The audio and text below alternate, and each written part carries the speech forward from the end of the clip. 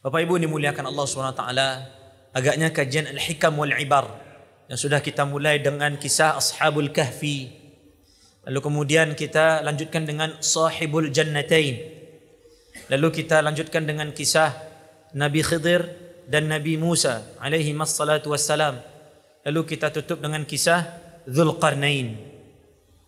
Itu ada keempat kisah itu ada dalam surat Al-Kahfi, dan alhamdulillah sudah kita diskusikan. Kemudian di pertemuan terakhir agaknya kita membahas tentang Ashabul Ukhdud. Karena kajian kita setiap Jumat keempat ini adalah Al-Hikam wal Ibar. Kita mengambil pelajaran berupa hikmah dari kisah-kisah yang baik atau berupa ibrah dari kisah-kisah yang aneh atau yang tidak baik. Dari kisah Ashabul Kahfi kita mendapatkan hikmah. Dari kisah Sahibul Jannatain, dari satu sisi kita dapat hikmah, dari satu sisi kita dapat ibrah. Dari kisah Nabi Khidir dan Nabi Musa kita dapat hikmah. Kisah Dzulqarnain kita dapat hikmah. Kisah Ashabul Ukhdud kita dapat ibrah. Karena Ashabul Ukhdud ini adalah orang yang dicela oleh Allah Subhanahu wa taala, qutila ashabul ukhdud. Celakalah. Siapa Ashabul Ukhdud? Mereka yang membuat ukhdud, parit yang besar. Mereka membunuh orang beriman, ada yang mengatakan dibakar, ada yang mengatakan direbus hidup-hidup. Karena mereka mengatakan kami beriman kepada Allah, beriman kepada Tuhannya anak yang telah engkau bunuh. Dan raja itu bernama Dzunawas Al-Himyari. Dan kejadian ini berada di Najran. Najran ini berada di tanah Yaman. Bapak Ibu dimuliakan Allah Subhanahu wa taala, Ashabul Ukhdud ketika Allah memulai firman dengan berfirman qutila ashabul ukhdud dalam surah Al-Buruj, itu kejadiannya di daerah bernama Najran. Lebih kurang seperti itu. Ini ada di tanah Yaman. Yaman ini sudah ada dari dulu. Dan kalau orang Arab ingin mencari asal usulnya, maka nenek moyang mereka berasal dari Yaman. Aslul Arab Yaman. Asal usulnya orang Arab itu Yaman. Maka di situ ada raja yang menyiksa itu bernama Dzunawas. Ternyata Bapak Ibu dimuliakan Allah, tidak semuanya yang direbus hidup-hidup oleh Dzunawas. Ada satu orang bernama Daus bin Thu'laban atau Daus Dzu Thu'laban. Namanya Daus Dzu Thu'laban. Abu Ishaq dalam kitab sirahnya mengatakan bahwa ada satu orang bernama Daus Dzu Thu'laban yang berhasil kabur dari kezaliman Dzunawas. Kemana dia pergi? Dia pergi ke Syam. Dan kita tahu Bapak Ibu dimuliakan Allah, di negeri Syam, di situ berkembang Nasrani, agama Nasrani. Ketika Daus Dzu Thu'laban disambut oleh kaisarnya di Syam, kaisarnya Nasrani, maka dia ceritakan apa yang terjadi. Dia ceritakan bahwa Dzunawas itu sudah menjadi taghut. Yang awalnya agama Nasrani, paham Nasrani ini ada di Najran, diganti oleh Dzunawas dengan kesyirikan, dengan menyembah patung. Bahkan dia mengklaim dirinya sebagai Tuhan. Dan semua orang sudah dia rebus hidup-hidup. Saya yang selamat, kata Daus Dzu Thu'laban kepada raja di Syam. Kemudian raja di Syam menulis surat kepada raja Nasrani yang lain yang berada di Habasyah, yang sebutannya adalah Najasyi. Jadi Najasyi itu Bapak Ibu adalah gelar untuk seorang pemimpin di Habasyah. Sama kayak Fir'aun. Fir'aun itu bukan nama, tapi gelar kepemimpinan. Fir'aun, Najasyi, presiden, perdana menteri, sama. Ya, jadi Bapak Ibu dimuliakan Allah Subhanahu wa taala, Raja Najasyi di zaman Rasulullah SAW itu namanya adalah Ashamah. Itu nama aslinya. Ashamah bin Abhur atau bin Abjur atau bin Abkhur. Ashamah, yang beliau adalah seorang muslim pada akhirnya nanti. Cuma terkenal dengan nama Najasyi, sama dengan Fir'aun. Fir'aun itu tidak nama aslinya, tapi adalah gelar kepemimpinan. Maka raja di negeri Syam yang beragama Nasrani menulis surat yang isi suratnya menceritakan apa yang terjadi di Najran, yaitu agama Nasrani, paham Nabi Isa alaihi salatu wassalam itu sudah dihancurkan oleh seorang bernama Dhu Nawas di Najran. Maka Raja Syam menulis surat kepada Najasyi, karena yang dibawa adalah isu agama dan agama harus dibela. Maka Najasyi mengutus dua pasukan besar. Satu pasukan dipimpin oleh Aryad, satu pasukan dipimpin oleh Abrahah, untuk pergi membasmi Dhu Nawas dan pemahamannya serta tentara-tentaranya di mana? Di Yaman. Nah, ini baru tersebut Abrahah. Tadi kan MC mengatakan kita akan bercerita tentang Ashabul Fil. Allah Subhanahu wa taala berfirman, A'udzu billahi minasyaitonir rajim. Bismillahirrahmanirrahim. Alam tara kaifa fa'ala rabbuka bi ashabil fil? Tidakkah tampak oleh kamu apa yang Tuhanmu lakukan kepada Ashabul Fil? Pemilik gajah. Alam yaj'al kaidahum fi tadlil? Tidakkah Allah hancurkan rencana mereka? Wa makaru wa makarallah wallahu khairul makirin. Mereka berencana buruk, Allah yang menyelesaikan semua rencana mereka. Habis, selesai semuanya. Dibasmi oleh Allah SWT. Wa arsala alaihim tayran ababil. Dengan cara Allah kirimkan burung yang jumlahnya sangat banyak, bergelombolan. Tarmihim bihijaratin min sijil. Burung itu bertugas untuk melempari mereka dengan batu kecil yang dibawa dari sijil. Ada yang membahasakan dengan dari kerak neraka.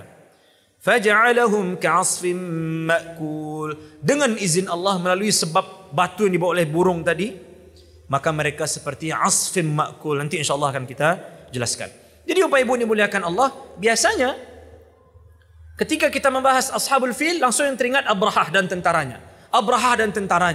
Ternyata Abrahah ini bukan orang Yaman, tapi dia adalah tentara, salah satu dari dua pemimpin, dua komandan, dua panglima perang yang dikirim oleh Raja Najasyi sesuai permintaan raja di Syam yang mereka sama-sama beragama Nasrani. Agama Nasrani di Najran, di Yaman, sudah dihilangkan, sudah dimusnahkan oleh Dhu Nawas. Maka atas nama agama, Raja Syam meminta kepada Raja Najasyi untuk mengirimkan tentara. Maka dikirimkanlah dua tentara besar yang dipimpin oleh dua panglima perang termasuk yang terhebat, Aryad dan Abrahah.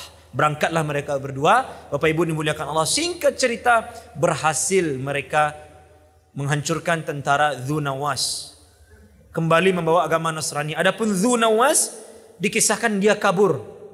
Dia kabur, lari terbirit-birit sampai dia berada dekat di laut. Akhirnya dia ceburkan dirinya dan dia bunuh diri, meloncat ke laut. Begitu kata para sejarawan. Wallahu a'lam bissawab. Dan jadilah Najran, tanah Yaman, hari itu dipimpin oleh dua orang, Aryad dan Abrahah. Dan di mana-mana kalau dua orang pemimpin pasti hancur. Bayangkan Bapak Ibu kalau Padang punya dua wali kota. Bayangkan kalau Sumbar punya dua gubernur. Bayangkan kalau Indonesia punya dua presiden. Apalagi Tuhan. Bayangkan kita punya dua Tuhan. Apalagi tiga Tuhan. Tidak bisa. Qul huwallahu ahad. Allah Maha Esa. Sama ketika di Najran, ketika di Yaman, ada dua pemimpin, Aryad dan Abrahah. Ya tentu mereka berebut siapa yang memimpin. Ada beberapa versi sejarah yang mengatakan Aryad adalah panglima perang yang tubuhnya kekar, tapi IQ-nya rata-rata. Adapun Abrahah badannya kecil, tapi IQ-nya superior. Ada juga yang mengatakan mereka sama-sama aja, karenanya maka jadi panglima. Singkat cerita akhirnya mereka bertempur, Aryad berhasil dibunuh dan jadilah Abrahah menjadi pemimpin di Najran.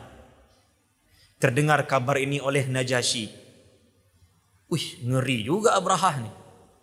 Tentu takut Najasyi, Bapak Ibu. Nanti dia bikin pula kerajaan di sana. Padahal Abraha utusannya Najasyi, anak buahnya Najasyi, taat kepada Najasyi. Maka Abraha kirim surat, Najasyi kirim surat kepada Abraha. Yang isi suratnya adalah, apa yang telah kamu lakukan kepada Aryad, kamu membuatku marah. Aku bersumpah, aku akan datang memijak tanah Yaman, memijak tanah Najran, dan aku akan pijak kepalamu. Itu isi surat yang dikirim oleh Najasyi. Sampai surat itu kepada Abraha, dibaca oleh Abraha. Abraha masih taat. Takut Abraha membaca surat Najasyi, takut. Akhirnya Abraha balas surat tersebut sambil memberikan lampiran. Maksudnya ado yang dikirimkan. Apa yang dikirimkan oleh Abraha? Diambilnya sebuah tempat, lebih kurang begitu. Lalu ditaruhnya tanah, diambilnya tanah dari Najran, ditaruhnya di tempat tersebut. Lalu diambilnya beberapa helai rambut dari kepalanya, juga ditaruhnya di sana. Dan dikirimkannya beberapa hadiah terbaik dari Najran, emas, perak dan seterusnya, barang-barang berharga. Dikirim kepada Najasyi. Isi suratnya adalah, wahai raja, aku masih mentaatimu. Kamu sudah bersumpah untuk datang memijak tanah Najran. Ini aku kirimkan tanah Najran. Tak usah capek-capek datang ke Najran. Dan kamu sudah bersumpah akan memijak kepalaku. Ini aku kirimkan rambutku. Pijaklah. Tak usah capek-capek datang ke sini. Dia ingin mengatakan, saya masih taat. Jangan ragu. Barulah setelah itu datang surat berikutnya yang mengeskakan Abraha menjadi pemimpin resmi utusan Najasyi di mana? Di Najran, di Yaman. Itulah ceritanya kenapa Abraha pasukan bergajah datang dari Yaman. Tapi Bapak Ibu, Abraha orang Habasyah, tidak bisa ngomong Arab. Adapun Yaman adalah asli Arab, sukunya suku Himyar, Dhu Nawas al-Himyari. Itu yang tadi kabur. Maka Bapak Ibu dimuliakan Allah, susah komunikasinya, susah. Abraha bingung bagaimana cara menarik perhatian orang-orang Arab Yaman ini. Mereka takut tapi tidak hormat. Mereka takut tapi tidak respect dengan pemimpinnya. Takut iya, karena tentaranya besar, badan orang Habasyah besar-besar. Bapak Ibu, Habasyah itu sekarang kalau tidak salah tanah Ethiopia. Bapak Ibu silakan lihat di internet tanah Habasyah dahulu, yang di situ banyak emasnya, di situ kaya. Itu tanahnya adalah Ethiopia. Kabarnya, wallahu alam bisawab, dahulu ketika Islam masuk ke Afrika, Afrika menjadi negeri yang kaya. Wallahu alam bisawab. Para sejarawan bisa mengkonfirmasi ini. Termasuk Bapak Ibu kalau ada mungkin yang pernah menonton film-film khayalan Black Panther ya, yang ada pahlawan itu yang dari Afrika. Nah itu kabarnya terinspirasi, kan dia kaya. Kalau silakan Bapak Ibu lihat film yang Black Panther itu kaya betul itu. Yang jadi Black Panthernya, yang dari Wakanda, bukan Wakanda di sini, Wakanda di sana. Itu kaya betul. Padahal dari Afrika. Kalau sekarang kita ketemu dengan orang Afrika pasti bawaannya dia boleh. Lah hitam miskin. Padahal dahulu orang Afrika itu kaya raya. Wallahu a'lam bishawab. Ini bisa kita konfirmasi dengan mendalami sejarah. Nah, termasuk Habasyah itu berada di Ethiopia. Ethiopia itu sekarang termasuk negara paling miskin di dunia. Bahkan banyak yang mati karena busung lapar di sana. Di mana? Ethiopia. Bahkan dulu kami, ya ini menggambarkan betapa menyedihkannya teman-teman di Ethiopia. Kalau dahulu ketika kami sedang waktu kuliah bikin bakwan sendiri, kalau ada bakwanan ketik mana, kok bakwan Ethiopia? Itu menggambarkan betapa mereka di sana, Allahu Akbar. Tapi sebelumnya jaya, kaya, kuat disegani. Maka Bapak Ibu dimuliakan Allah Subhanahu wa taala, akhirnya Abraha ya dengan ya biasalah kalau raja itu ada mustasyarnya, ada pembisik-pembisiknya, ada menteri-menterinya, dia ngobrol bagaimana caranya. Lalu Abraha bilang ke menteri-menterinya, ini orang-orang Banyak setiap tahun pergi ke Mekah. Mau ngapa mereka? Oh, ternyata dikasih tahu Abraha bahwa di situ ada Ka'bah. Di Mekah ada yang namanya Ka'bah. Dan setiap tahun semua orang Arab, mereka akan mengusahakan sekuat tenaga mereka untuk pergi ke Ka'bah. Kata Abraha, wah, kalau begitu kita buat pula di sini. Untuk mengalihkan perhatian Arab. Supaya banyak Arab yang datang ke sini. Supaya mereka bertemu dengan saya dan mereka menghormati saya. Maka dibuatlah Abraha menulis surat dulu kepada Raja Najasyi di Habasyah. Ya, karena biasa investor dulu. Ya kan? IKN itu kan investornya membangun itu. Aku perlunya investor. Cuma ikut investornya rajonya. Rajonya. Datang semuanya. Uang, harta. Bahkan diriwayatkan bahan bangunan, material bangunan yang digunakan untuk membangun gerejanya Abraha itu didatangkan dari negeri Sabak. Kalau Bapak Ibu mendengar Sabak, apa yang terkena? Raja Balqis, Ratu Balqis. Yang punya istana sangat megah sebagaimana yang Hud-Hud kabarkan di dalam Al-Quran. Para mufassir menjelaskan. Nah, material yang dibangun untuk membuat istana Balqis itu yang dibuat juga untuk membangun gerejanya Abraha. Sangat tinggi. Bahkan sebagian orang mengatakan ini namanya bukan kanisah tapi Qullais. Apa itu Qullais? Qullais itu adalah artinya tempat yang tinggi. Qullais itu apa Ibu? Allahu a'lam bishawab. Ada yang mengatakan disebut Qullais karena ketika melihatnya Qolan Suah jatuh. Kok Qolan Suah bahasa Arabnya? Penutup kepala Qolan Suah. Gara-gara tinggi, saking tingginya gereja itu, setiap melihat ke atas jatuh Qolan Suah, disebut Qullais. Wallahu a'lam bishawab. Tapi tetap nado yang tiba orang. Abraha mau menyaingi siapa? Allah.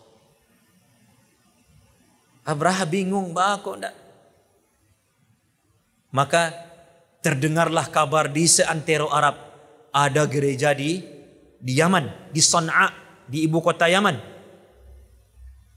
Dan itu gereja disebut Qullais, terdengar di seantero Arab, dan ini adalah cara Abraha agar dihormati oleh Arab. Dan dia membuat ini sebagai tandingan agar orang tidak ke Ka'bah. Maka Bapak Ibu dimuliakan Allah Subhanahu wa taala, ada salah seorang dari Quraisy, Bani Kinanah. Kinanah itu yang Quraisy. Berangnya.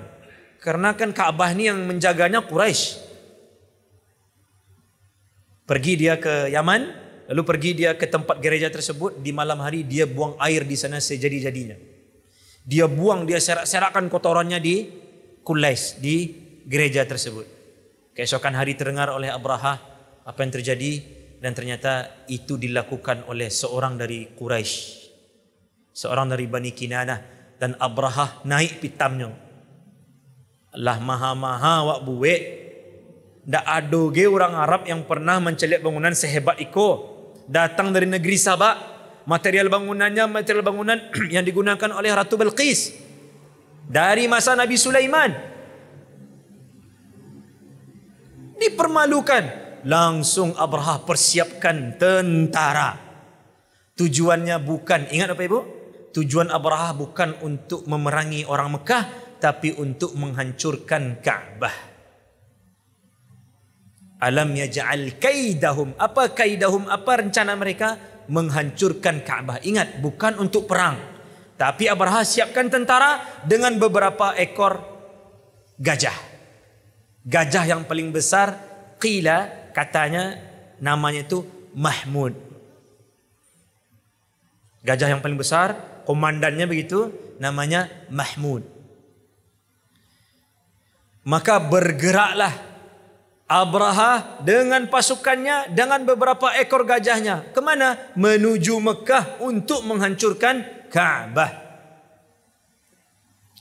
Sampai di suatu tempat belum jauh dari Yaman,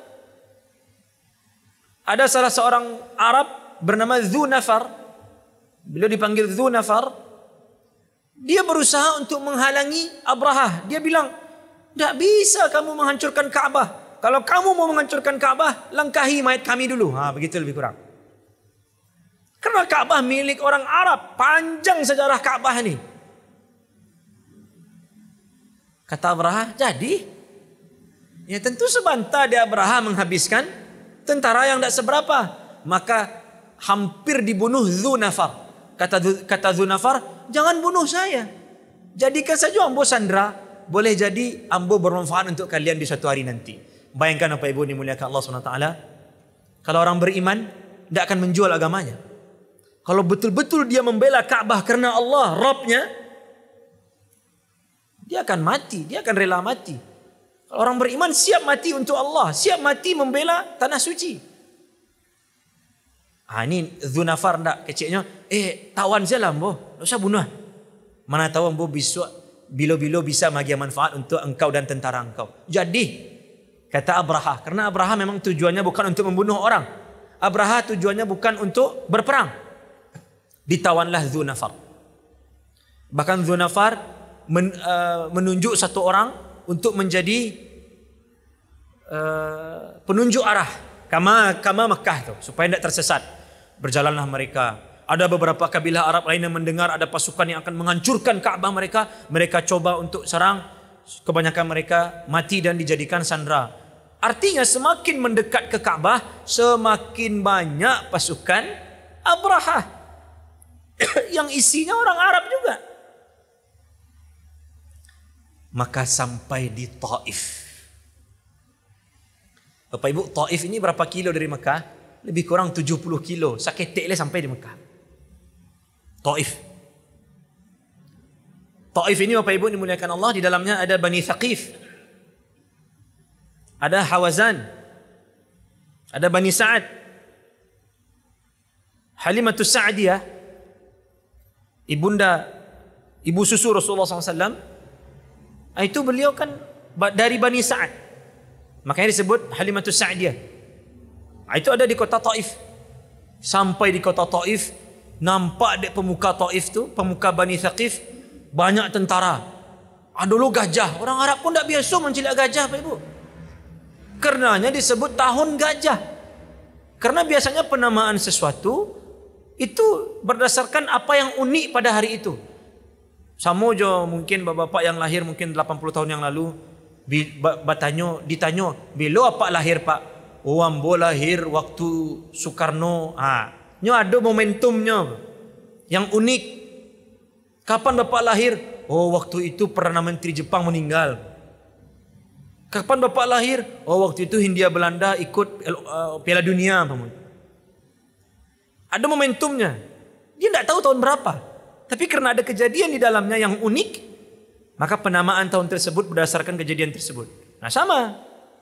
Disebut Amul Fil, tahun gajah, karena orang Arab tidak biasa dengan gajah. Mereka biasa dengan onta, kuda, keledai, ikut gajah.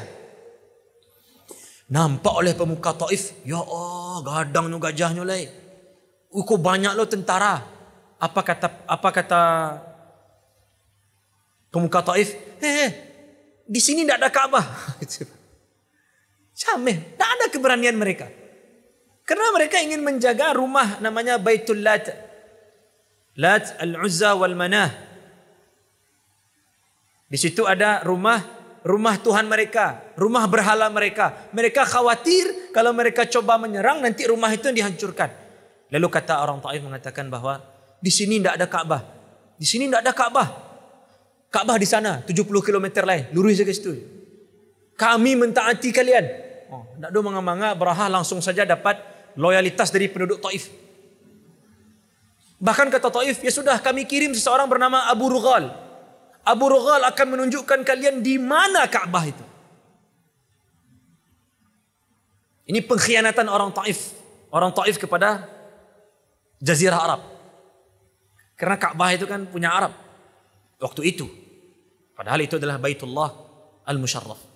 Jadi Bapak Ibu dimuliakan Allah SWT, Abu Rughal menjadi pemandu jalan berikutnya. Tapi belum sampai di Mekah, Abu Rughal mati.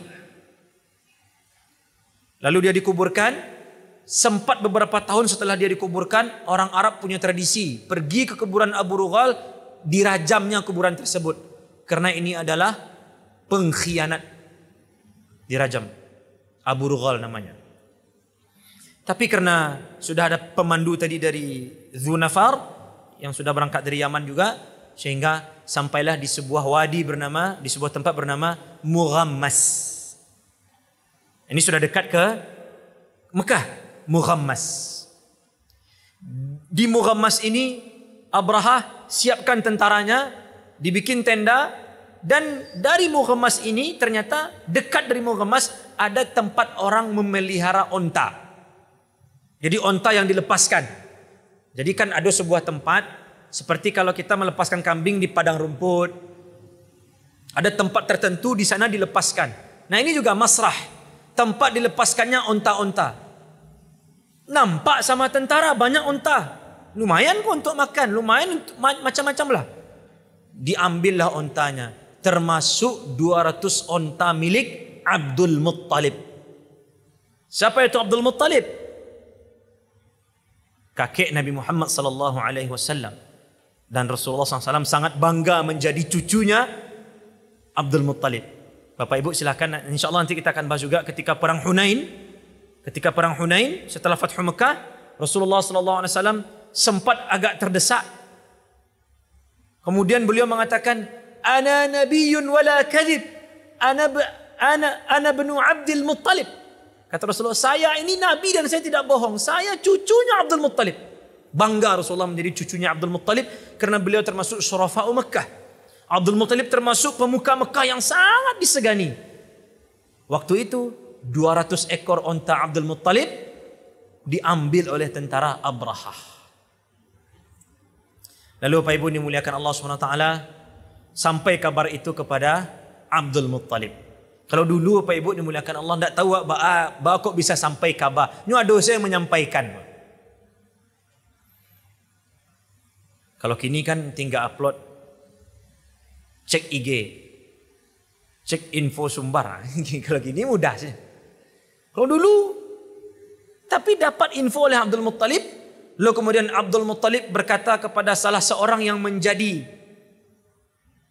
pengikutnya Abraha yang dari Arab. Jadi Bapak Ibu ingat, dalam perjalanan Abraha banyak melewati kafilah-kafilah Arab, kabilah-kabilah Arab yang ingin menentang, tapi akhirnya mereka bergabung. Abraha kan tidak bisa bahasa Arab. Ada salah seorang bernama Naufal atau Nufail. Kemudian Abdul Muttalib minta mau ketemu sama Abraha. Lalu Nufail mengatakan kepada penerjemahnya Abraha berbahasa Arab, ada yang mau ketemu. Ini pemuka Mekah. Abraha berfikir, mereka akan mohon-mohon. Mereka akan mohon untuk jangan hancurkan Ka'bah kami. Pemuka Mekah yang datang siapa? Abdul Muttalib. Orang paling mulia dari suku Quraisy. Yang dari darah beliau lahirlah Nabi Muhammad sallallahu alaihi wasallam. Kemudian akhirnya singkat cerita bertemulah Abdul Muttalib dengan Abraha.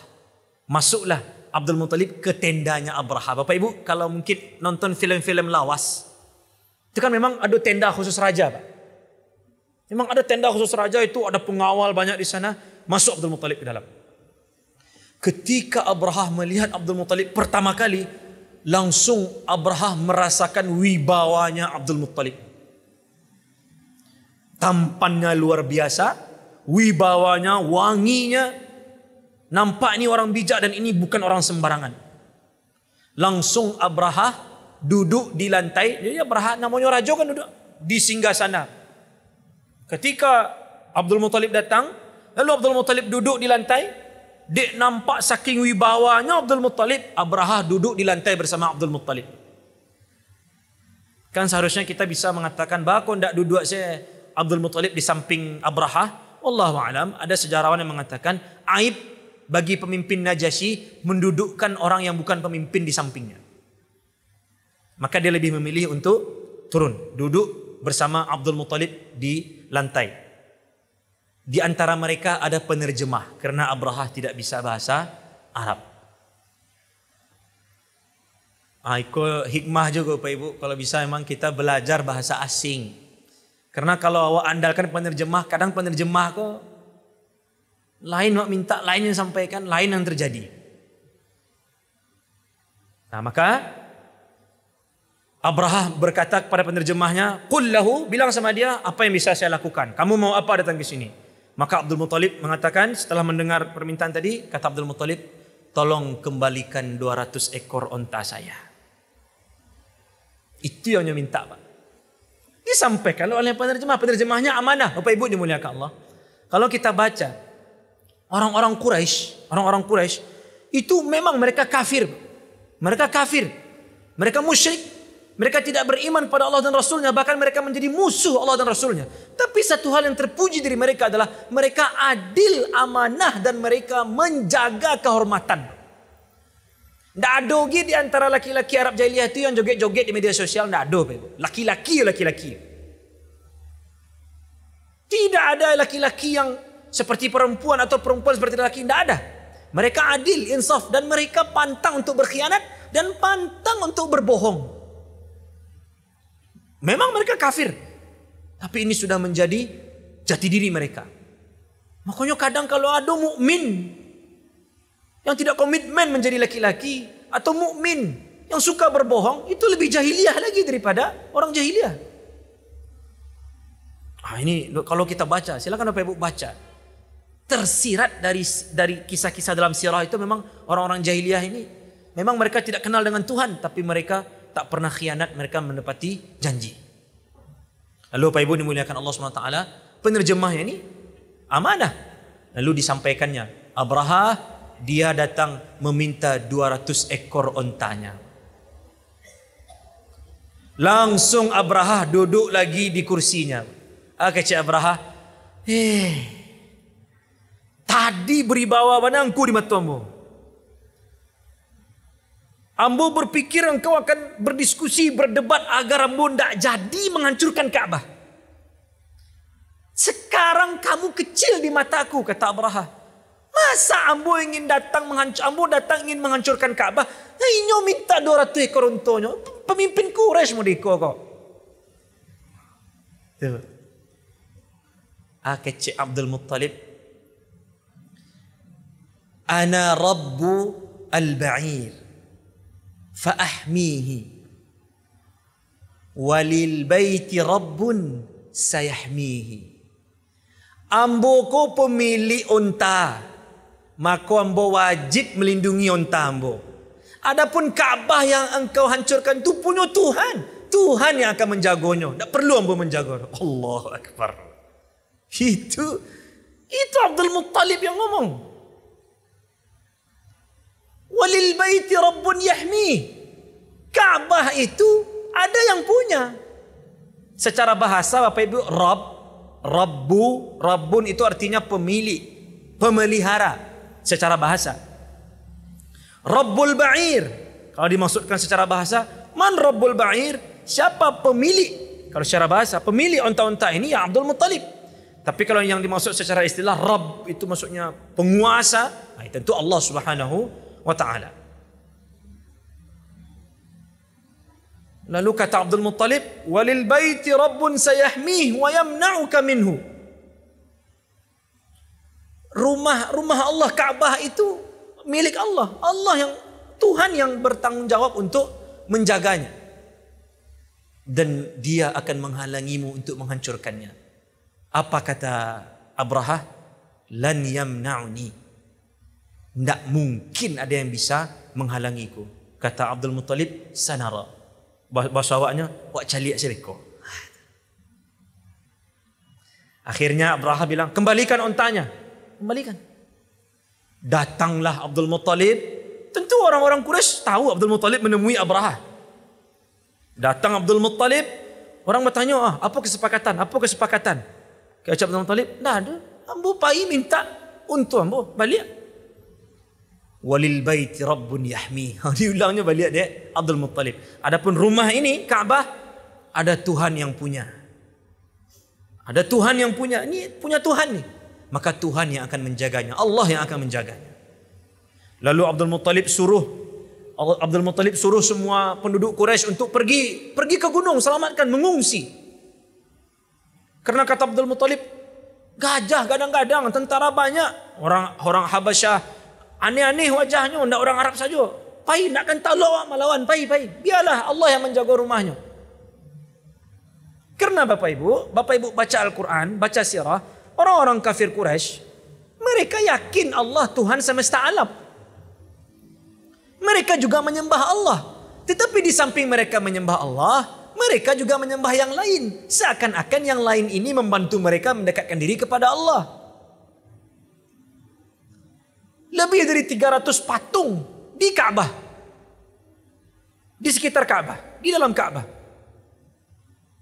Tetapi menjelang Abrahah datang menghancurkan Ka'bah, Abdul Muttalib dan pemuka-pemuka Quraisy lainnya datang ke Ka'bah, memegang Ka'bah sambil berdoa kepada Allah, bukan kepada patung dan berhala, tidak, kepada Allah, meminta agar Allah jaga Ka'bah ini. Lalu mereka pergi ke bukit-bukit menyelamatkan diri. Singkat cerita, keesokan harinya berangkatlah Abrahah dengan bala tentaranya. Alam tara kaifa fa'ala rabbuka bi ashabil fil. Ashabil fil. Siapa mereka? Abrahah dan tentaranya bersama Mahmud, seekor gajah yang paling besar. Lalu sampailah mereka di sebuah tempat bernama Wadi Muhassir di antara Muzdalifah dan Mina. Keladake ke Ka'bah tu. Namanya Wadi Muhassir. Ini wadi tempat berada dekat di antara Muzdalifah dan Mina. Diriwayatkan ketika Rasulullah melewati tempat ini, beliau sedikit menundukkan kepala dan berjalan cepat. Karena di situ pernah turun azab Allah. Tidak ada kesempatan untuk live. Guys, di Siko burung ababil. Capek baik. Di setiap tempat yang pernah turun azab Allah, sunnahnya adalah kalau memang harus lewat sana, tundukkan kepala sedikit, tanda ketakutan kita kepada Allah, lalu cepat lari. Khawatir turun lagi azab Allah di sana. Bernama Wadi Muhassir. Disebut Wadi Muhassir. Mereka berjalan semuanya menghadap menuju ke Ka'bah. Tiba-tiba Mahmud duduk. Duduknya binatang, duduknya gajah. Yabruk, duduknya. Bersimpuh. Itu panjang. Sekadang kok gajah apa mendorongnya. Didorong, dipanggil pawangnya, siapa yang bisa. Kan kini ada gufron namanya, bisa bakso semut, bisa. Mungkin waktu itu dulu gufronnya bisa bakso gajah, Bu. Makolin tapo-hapo bakso dajjal itu, Pak Ibu dimuliakan Allah SWT. Mungkin ada dulu yang waktu itu bisa mengicik juga gajah. Tak muah. Diadoanlah gajahku ke arah Syam, tagaknya, jalannya. Diadoan ke arah Yaman, tagaknya, jalannya. Diadoan ke arah timur, tagaknya, jalannya. Diadoan ke Ka'bah, duduknya beliau. Sekali, dua kali, tiga kali, mulai cameh Abrahah. Kau nanti sabui Abdul Muttalib, kau lah balain kau. Dari Yaman sampai kemari tidak pernah ada masalah. Patuh si Mahmud dan kawan-kawannya kau. Kini yang terjadi kau. Mulai takut. Tentara pun kalaulah takut komandan, nampak dia salah seorang prajurit, tentulah takut satu tentara. Yang terjadi kau. Iko urusannya tidak biasa kau. Ada pihak lain kau yang tidak mampu. Oh macam-macam. Diulang lagi, dihadapkan ke Syam, jalannya, ke Yaman, jalan, ke timur, jalannya, ke Mekah, duduknya balik. Allahu Akbar. Lalu tiba-tiba Bapak Ibu dimuliakan Allah, tentara Abrahah beserta seluruh penduduk Mekah yang sedang mengungsi melihat awan hitam. Padahal itu bukan awan hitam, seperti awan hitam. Fa'arsala alaihim tayran ababil. Saking ababilnya burung-burung tu Bapak Ibu dimuliakan Allah, menutupi seluruh langit seakan-akan ada awan hitam. Ababil bukan nama burungnya. Ababil itu artinya bergerombolan. Bukan burung ababil. Burungnya burung dari neraka. Tapi tayran ababil yaitu burung secara bergerombolan. Saking banyaknya seakan-akan seperti awan hitam yang akan menurunkan hujan yang begitu lebat. Itu nampak oleh penduduk Mekah yang sedang mengungsi dan oleh tentara Abraha. Mulai makin takut mereka, makin takut, dan ternyata memang adalah ada banyak burung yang menjatuhkan batu-batu. Faja'alahum ka'asfim ma'kul.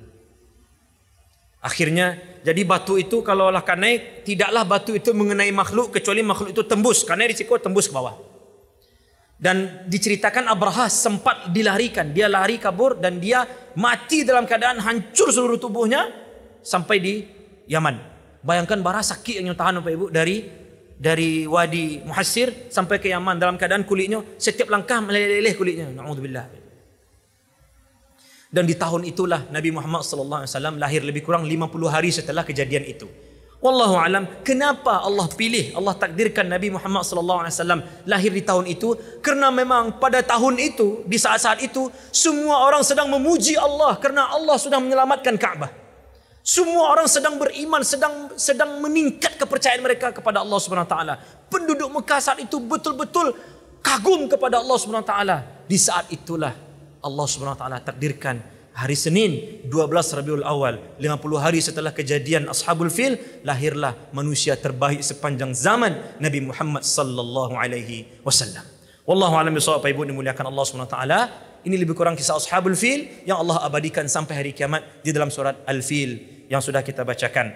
Dan sebenarnya ada keterkaitan antara surah Al-Fil dengan surat Quraisy. Insya-Allah ada masanya, mungkin oleh kami atau dengan ustaz yang lain, atau ya dicari keterkaitan antara surah Al-Fil dengan surat Quraisy. Karena itu terjadi di tanah Quraisy dan urutannya pun tepat setelah Al-Fil langsung surat Quraisy. Wallahu taala alam bisawab. Banyak maaf, astagfirullah. Assalamualaikum warahmatullahi wabarakatuh.